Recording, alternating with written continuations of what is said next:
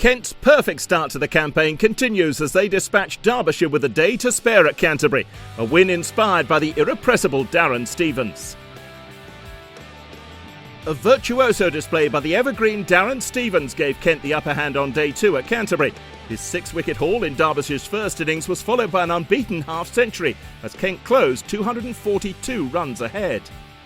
The 31 runs added in the last 4 overs of the day by Stevens and Adam Rouse tipped the game Kent's way, and they continued in similar fashion at the start of day 3. A series of fine strokes saw Kent's advantage stretch beyond 300 when a bowling change did the trick for Derbyshire. Stevens falling LBW to Mendis's first ball of the innings for 90 off just 86 balls. But Rouse marched on past his half-century, Kent's collapse of the day before now long forgotten as they piled on the runs. He found a willing partner in Harris, and the pair added 83 for the 9th wicket in just 15 overs, as batting suddenly looked very easy indeed. Harris finally fell to Davis for 32, and then with Rouse within sight of a maiden first-class century, last man Treadwell had a rush of blood and holed out to mid-off. A wicket for part-time spinner Wayne Madsen, the 8th bowler used by Derbyshire. Rouse left high and dry on 95 as Kent finished on 308 all out. They'd stretched their lead by 166 runs for the loss of just 3 wickets in a blistering assault.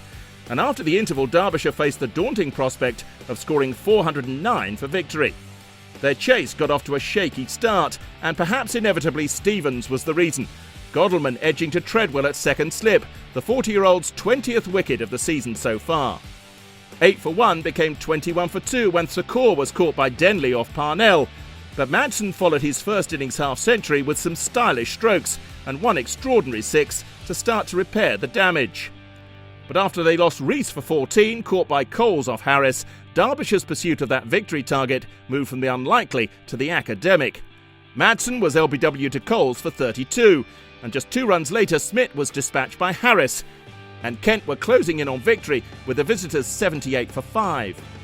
No more joy for the home side before tea though. Gary Wilson saw to that, and the wicketkeeper was closing in on his 50 at the interval with Derbyshire 130 for 5, still a long way from that victory target.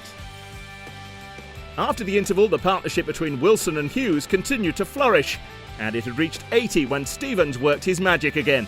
Rouse taking the catch to remove Hughes. Kent now 4 wickets from victory. Wilson powered on and added another 30 with Mendis, but when he was dismissed by the same Stevens-Rouse combination, it was clear that Derbyshire were fighting a losing cause. They had at least passed 200 in their second innings when Milnes was caught behind off Harris for 11.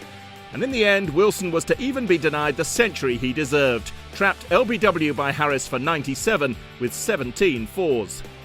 After that, the inevitable end came when Davis was dismissed by Coles, Derbyshire all out for 239.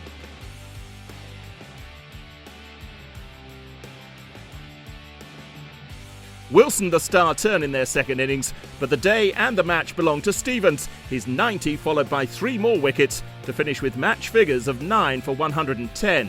The victory margin 169 runs, 3 wins out of 3 for Kent, and 2 defeats out of 2 for Derbyshire.